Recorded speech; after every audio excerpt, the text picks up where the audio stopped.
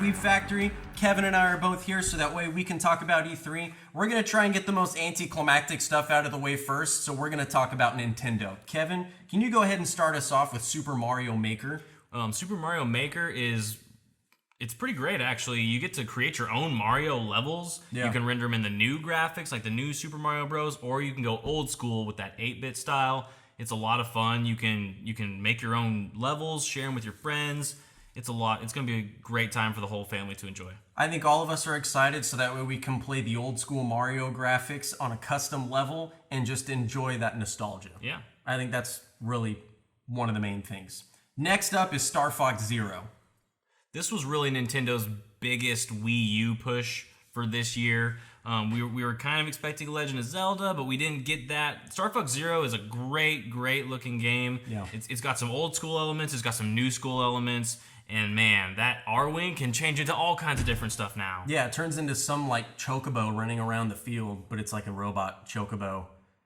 You still got the Landmaster, the tank, but now it can turn into like a hovercraft and go off the ground and stuff, dude. It's gonna be great. And maybe big boss we'll battles, get a you can still level. shoot triangles. Hopefully we get a submarine level. Glowing little triangles with the boss battles. I'm excited to shoot triangles all dude. day, all night. But next on our list is not necessarily a new game, but there is going to be some new footage coming out. Not some new footage, some new content coming out, excuse me. And it's going to be Super Smash Bros. Oh yeah, some brand new characters. Really breaking down the barriers of gaming as a whole right now, because we know that Ryu from Street Fighter, a Capcom game, coming into a Nintendo franchise, and that is going to be a huge pull for DLC as far as Super Smash Bros. Is concerned. But we also get some classic characters back. We get Roy from Super Smash Bros. Melee, and we get Lucas from Brawl. Yep. And we know those were some fan favorites that a lot of fans were really clamoring to have in this new game. Absolutely. Some of the things we're actually hoping for are this initial Ryu implementation into Super Smash Brothers is going to be hopefully an open door to some more Capcom characters. Oh, yeah, of some course. more DLC with Capcom characters. And not just really Capcom. Cool. Maybe we're going to see all kinds of characters in a Smash Bros. Game later on. Yeah, we might see some Tekken. We might see other pulls from other universes or anything like that. Also, cool little tidbit about Ryu. He actually has 2 different Smash attacks. He's the first one with 2 different Smash attacks. That's cool. Yeah. It's going to be really cool, actually. OP.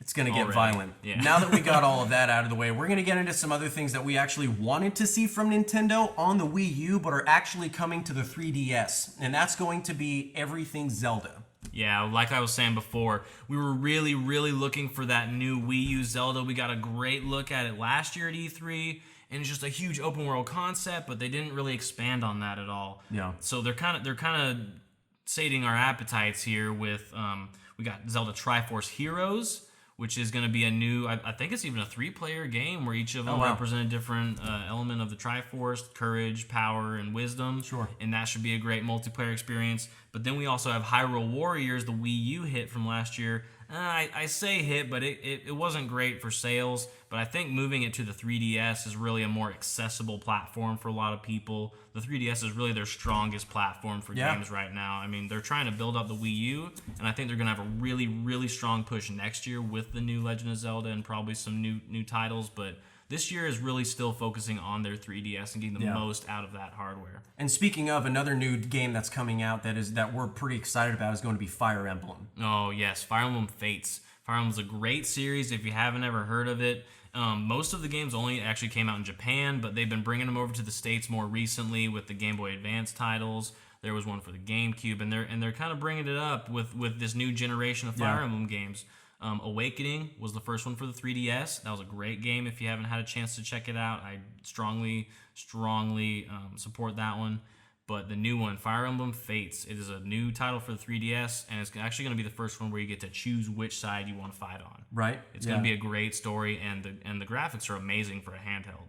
Yeah. I gotta say. I'm pretty impressed with those as well. Another one we're extremely excited about for the 3DS that we saw premiere at E3 is going to be Paper Mario, including Luigi. Yeah, Paper Mario and Luigi, which, if you're a handheld guy like me, I know I keep going on about the handhelds, but on the old school N64, you had the Paper Mario games, and they brought those back into the new age. And then on the handheld specifically, you had your Mario and Luigi, you had Superstar Saga, you had the Time one for the 3DS last year, but then, or it was the Dream one for the 3DS last year. Interweb, blow me up. Do it.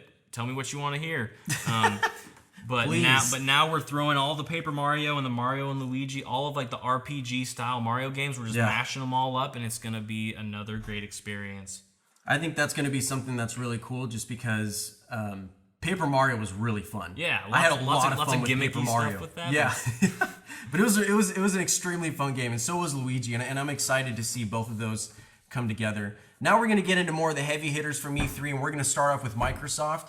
And the first and foremost is Halo 5. It's going to be Halo 5 Guardians. And one of the things I'm really excited about is that we talked about in the second episode of our weekly show is that Master Chief is a little bit more. He's finally leading the charge again. Because we had ODST, we had Reach, and he's leading the charge again. He's a little bit more beefed up. He's going to be a little bit more of the the hero of the game finally. We also have a lot more playable characters too. Yes. Kind of putting a different spin on it. There's going to be other stories, other armor. Well, I guess skins if you want to a Spartan, but other armor. They have different capabilities, and there's also going to be different voice acting, different HUDs for them and whatnot, just because they have different capabilities and everything. So we're really excited about Halo because mainly for me, just because I'm a huge fan of the first Halo, is it's going back to being it is the first game since Combat Evolved, the first Halo, Combat Evolved, to put the crosshairs in the center of the screen, and that's how you run around. Oh, okay. So the classic battle rifle action and stuff like that. It's putting that back in the center of the screen, and they're doing a lot of throwback stuff to what initially got people hooked on Halo. 343 is kind of taking a learning from Bungie a little bit from their old school stuff. Yeah. They want to bring back what really what really captured people and really brought them in as fans of the series. Also, for you true Halo veterans, they got that collector's edition with the statues and all of the fun new stuff. Yeah, that Master Chief statue. Yep. That's going to be extremely awesome as well. Oh, yeah. One of the other big staples from E3 for Microsoft was Gears of War. First and foremost is the Gears of War original remastered edition, strictly for PC apparently right now. I don't know if it has been rumored to come out for Xbox later on, but right now it's strictly for PC. It is an actual remaster of the game. There's going to be a little bit more content that they're going to add to it. One thing I'm really excited about is to see how that Hammer of Dawn is going to look whenever that dude busts through the door and he's like... Berserker level? Yeah, that Berserker busts through the door and he's blind, or she, whatever that thing is, and it's going to find you. But the Berserker was nuts, and the Hammer of Dawn comes out, and that was really cool. That was definitely an iconic moment in that storyline. Absolutely, that was an extremely fun moment. So I want to see that. Also, the PC version that came out for Gears of War, because Gears of War was originally a 360 release, right? And so when Gears of War came out on PC, when it was the whole games for Windows thing that was pretty big at that time, they added some extra content to it, and there was a boss it was huge. It was this big guy with these big old guns and stuff like that, and you and Dom were running around trying to actually defeat this boss, and that was the most intense boss battle from Gears of War. So that's another thing I'm extremely excited to see. But the biggest thing about Gears of War is Gears of War 4, which is the next installment. Next big title. In the gameplay footage that they had showed at E3, there is they kind of creep around a lot. They kind of beat around the bush a lot in that gameplay footage. You can't let too much slide right there off of E3. You gotta play your cards close to the chest. I completely agree. However, it was nothing new from Gears of War. You kind of, in between big battles, you just moved around in dark alleys, had some dialogue and whatever, and then you actually get out to this open area, and these big lizard guys with like 4 jaws jump out and start jumping all over you and stuff, and you have these like 8 tongues and stuff. That was really cool to see some new enemies and whatnot, and how I think you switch to weapons faster, because he had his assault rifle out, and when he switched to a shotgun, he switched to it right as that lizard dude was in the air. Oh, yeah. And he switched to it and blew him up. Quick fired him, yeah, man. That it was awesome. So there was some really cool things with that. It's just, I'm ready for another Gears of War. Oh, yeah. Gears. I think I said Gears.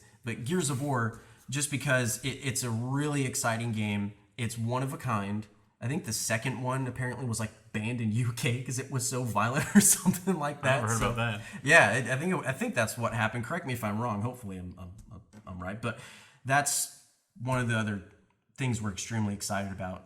And I might buy an Xbox. right? Yeah. And then Fallout 4 is one that Fallout 4 is going to be available on PC, on PlayStation, on Xbox, Linux.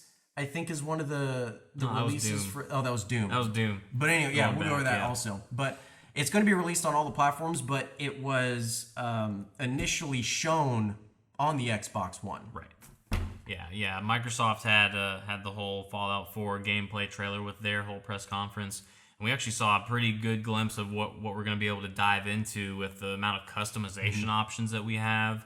It's really going to be a game where you build your own world and your own experience. Like, we look at games like Skyrim where you get to change the world around you, but you don't really physically change the world itself. Sure. I mean, you can interact with the people, and the more that you interact with them, like, they start to treat you differently, and you kind of see like the interpersonal relationships build. But you're talking an actual physical Fallout change. 4, you're going to be able to rebuild the wasteland Yeah. to where you want it to be. Which I think is cool because in the trailer they showed everything before the initial incident happens, and then you move into the fallout of the incident, and then you go from there and rebuilding everything, and that's what we're extremely excited about. The initial trailer, when I saw it, I thought, I'm not too, because they didn't really reveal a lot. Right. At least you can tell us something that's new about the game, other than the fact that you have a dog, which with Call of Duty, what was it, Ghost coming out and you had the dog, I was like, that's kind of not a new concept. But then Does when they it revealed always more, have to be a German Shepherd?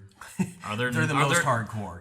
That's the only type of dog that survives a nuclear blast is a German Shepherd. And cockroaches. And Twinkies. And but Twinkies, I right? digress. Yeah, and Twinkies. But a few of the other ones we're not really gonna get into.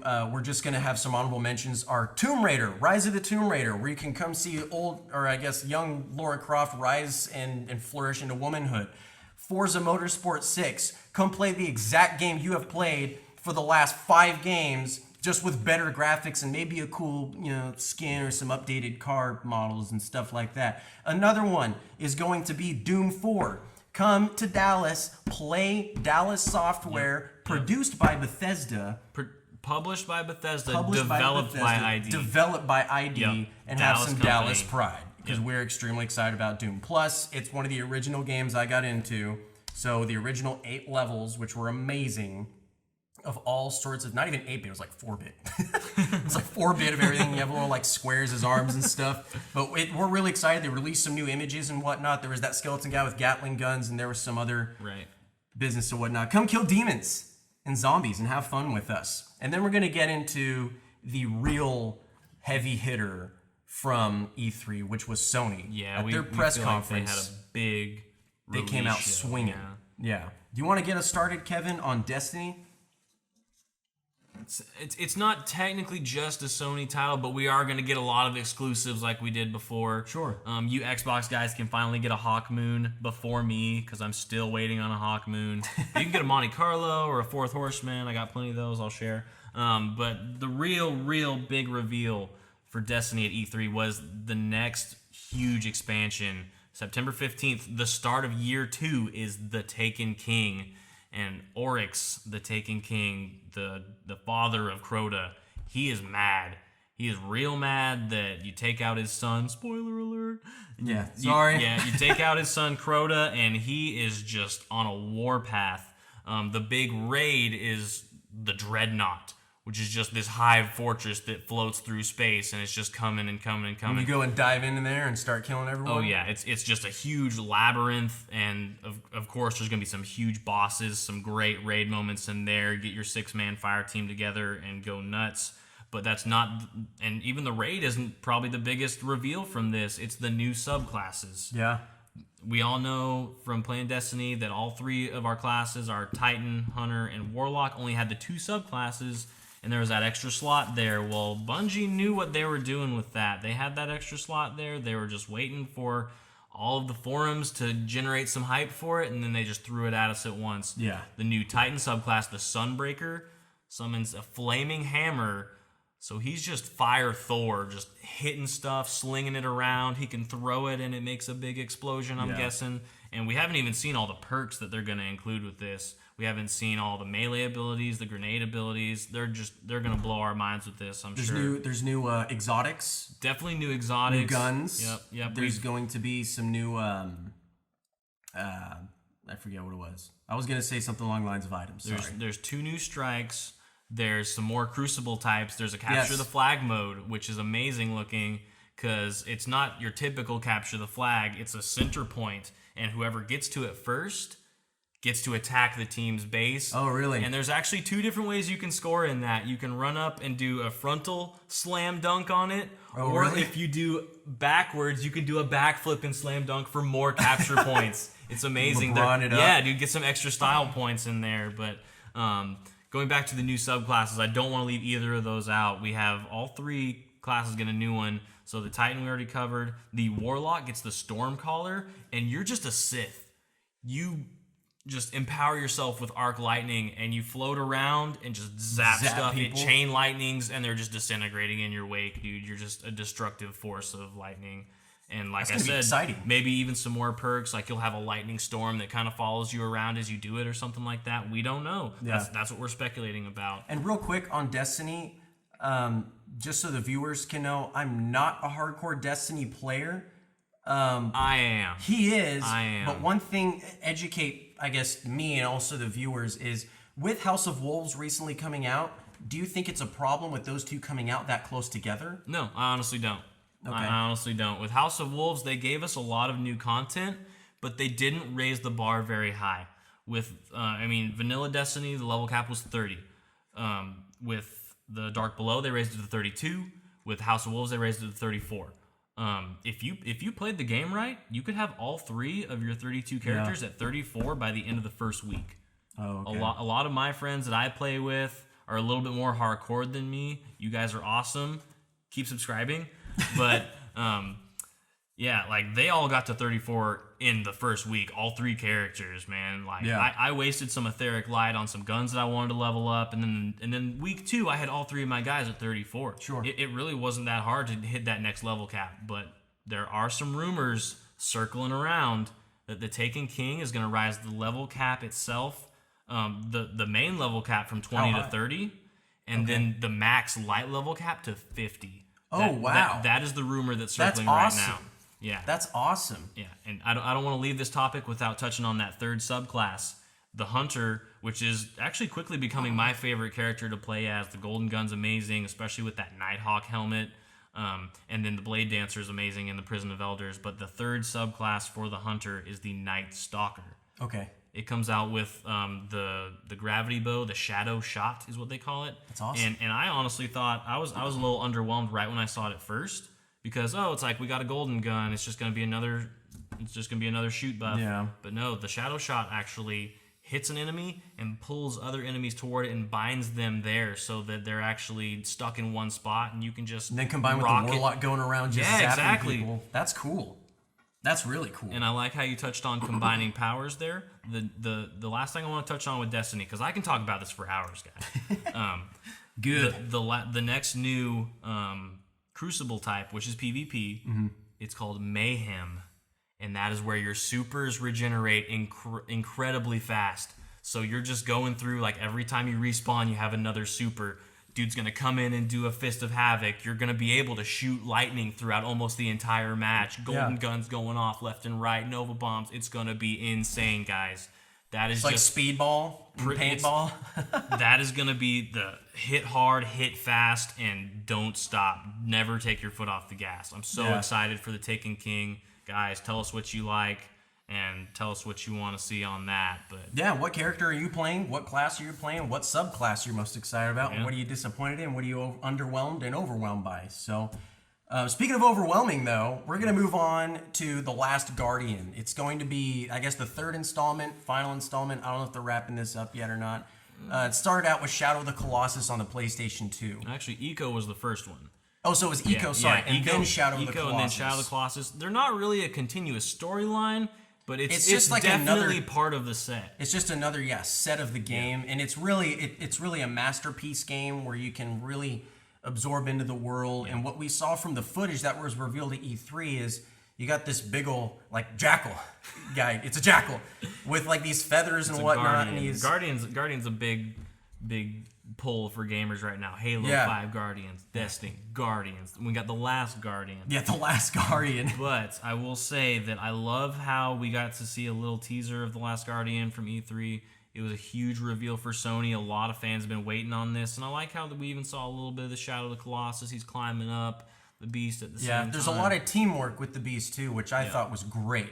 It was something that was extremely intriguing to me as someone who pretty much just briefly played through Shadow of the Colossus, and to see that kind of throwback in there, I thought, oh, that's something I can connect with. That's something I want to actually play, because now it's something that I actually enjoyed that I want to actually continue with. And it's something that a lot of fan support was behind. That's one thing that I love about Sony this year is they really, really listen to their fans. Yeah, the last thing that I think just builds off of that completely, that we have just been crying tears of joy over, just utterly blown away, was Final Fantasy VII, the gosh. remake. And I just knocked over R2D2 and the other Ninja Turtle. Yeah, we're good. But Final Fantasy VII, we're losing our minds over this. It looked beautiful because I remember when they were kind of showing all this other footage from it and stuff, and all of the, I guess, high school drama dialogue and stuff like that. As soon as you heard the staple melody come in, you see Cloud just walking. The meteor. Yeah, you see the meteor. Gosh. You see Cloud walking. You see his Buster Sword and stuff. I melted. I was loving it. Well, first you just see them all walking. You see Barrett's arm gun just hanging down there, and then you just see the full-on Buster Sword and Cloud just walking. Obviously, that's probably going to be some more cutscene graphics as opposed to actual game graphics. But our biggest thing about Final Fantasy VII is we didn't really get to see any gameplay footage here. What is the combat system going to be like? I mean, if they go full old school and it's just turn-based, I really think that a lot of people are going to get bored with that. I mean, it's classic. Well, that's what got people hooked initially. It's classic, but I think if they had that same kind of... I mean, we know how Final Fantasy's kind of progressed throughout the years, and now it's more action-oriented where you actually get to run around, but you still have that bar that charges. Yeah. Do you think it's going to be a little bit... Could it be a good balance of those two, or is it just a completely new system that we haven't seen before? Well, do you think you'll be able to cycle between systems? Do you think you'll be able to actually turn on dynamic to where the enemy they just have their bar that refills and they can just keep attacking at any time, even if you're like, I don't know what to do? Or do you think it's actually going to be turn-based? Do you think you can select between those? That would be cool. Do you think it'd put more power into the hands of the people to where I can play through old school and I can play through new school? That would be amazing. I hadn't even thought of that before. So I think that's something that would be extremely interesting, where if they're listening to their fans, if they're really trying to give them what we've been asking for. The classic experience, but also keep it fresh, keep it real. Yeah. Keep it 100 with Final Fantasy VII. You know, is that something they're going to bring it back to? And also, are they going to actually change the armor, change the items, change the weapons as you get upgraded new weapons? For example, the original Buster Sword which we get to see it a lot in Crisis Core with Zack, is just the regular old Buster Sword. But every time you get an upgraded weapon, for example, the Mithril Sword at the end of Final Fantasy VII was the exact same looking as your original sword. Right. So is the end sword, the end-all awesome sword, going to be Cloud Sword from Advent Children, where it splits into different pieces? That would be amazing. Are we going to, because you saw some of his limit breaks in Advent Children, where he splits those up and he does the slice and dice. Can't wait. Yeah. Are we going to see stuff like that? Are we going to see some of the classic cutscenes remastered even better, where Sephiroth turns back into the flames and whatnot, and it's even better than what we've seen the last two remastered ones done for? Yep. And that's just things I'm extremely excited about. What else are you expecting? Are you hoping for? Are you hoping they don't mess up? As far as Final Fantasy VII goes, as long as they get all the characters right, I mean, the characters are really what make that game and kind of make you connect in different ways. I don't think there'll be too much fan service, like as we've seen with Advent Children. It's a little bit more modest. Tifa, we know, is kind of a sex symbol, but they kind of slimmed it down and didn't make it too gratuitous or anything like that. Yeah. But I think if they bring the characters alive in that, Sid, Vincent, Red, Yuffie, all the great characters in that are amazing. I hope they're going to be as dynamic as they were in Advent Children when Barrett, whenever was that Bahamut that came down, and Barrett, pulls up his arm, and you actually don't just see the actual regular looking end of a Gatling gun. You get to actually see the rotating different Gatling guns around his arm, and he just keeps spraying that thing. I hope those are kinds of small details we'll be able to see, because now the PlayStation 4 can really handle that type of multitasking. Because back then, it just wouldn't have made sense for in-game everyday gameplay. It would have made sense for maybe a cutscene. And I mean, even the cutscenes in the original Final Fantasy VII are they blew everything for current technology. Speaking of the time, what was that, 95 when that came out? I think it was in mid 90s or something like that. When that actually came out, those cutscenes were high above the actual what's it called? The actual technology of the other games at the time. I mean, even Final Fantasy X, when that came out, I remember when I saw the cutscene where Titus is coming in on the boat and stuff, and you're just like, whoa, I've never seen that in a game before. So I hope it's got that next gen type of feel to it, that technology where you're just like, wow, this is beautiful. Yeah, either way, it's gonna blow our minds. Absolutely. That's about all we can say about Final Fantasy VII for the time being. I know we kind of ran long on that one, but our honorable mentions from the Sony press conference. Loved seeing Kingdom Hearts 3. It's really going to be the big finale that we've all been wanting in the series, and we've even seen some new worlds in the footage there. We can kind of glean from the gameplay that we've seen there that there's actually going to be a full-on Hercules world is great, and then maybe some other ones like Rapunzel. What we didn't really see was like, are we going to get a Marvel level or Star Wars, all these new IPs now that Disney's actually pulled in other things, Pirates of the Caribbean and whatnot, are we going to see a little bit more of that? Probably not, because we've actually touched those worlds in Kingdom Hearts before. Well, yeah, I mean, since there's been a new, because you think about it, when Kingdom Hearts 2 came out, there were more Pirates of the Caribbean that came out after that. So that's what I mean. Is there going to be more added to that? We could see, yeah. Another honorable mention is No Man's Sky, and that is going to be a great game. You're literally just flying into space, into infinity and beyond, if you will. But literally, the game is infinite. You will never finish that game by yourself. Go watch the footage from E3. The guy who's playing starts just going through all of the constellations, just racing through this entire galaxy, and it just goes and goes and goes and goes, and it looks like a blanket with holes poked in it and the light behind it of that many actual stars and planets that you can actually visit. There are so many planets. You will never finish this game. You will need help from everyone else playing and you this can game. Land on every single planet, and you can interact with everything on every single planet. There's going to be, it might get repetitive, I don't know, but at least it's dynamic enough to give you enough of a desire to go visit so many different places, because you're rarely, if ever, going to get the same experience twice. Yeah. The actual universe around you just kind of generates itself as you get farther and farther out. But the last one we kind of wanted to touch on, it's a great Sony staple. It's made by Naughty Dog. Of course, it's going to be Uncharted 4. I'm actually really excited about this one. I know you're not a huge Uncharted fan. Show me something new is always what Bo's looking at. But I'm pretty classic with my taste. In Uncharted 4, I've played all 3 of the Uncharted before, and we're going to get a great storyline out of this. But the best thing about Uncharted for me is just how you progress through the game and they interact with everything around them. Go watch that E3 trailer. Sully's hilarious. Nate Drake. They just have a going conversation the entire time they're flying through this level. It's amazing. There are some great things about the Uncharted series, that every time one of those comes out, there is a new interaction in the game with the where the character can interact with the game in a way you haven't done that before in another game.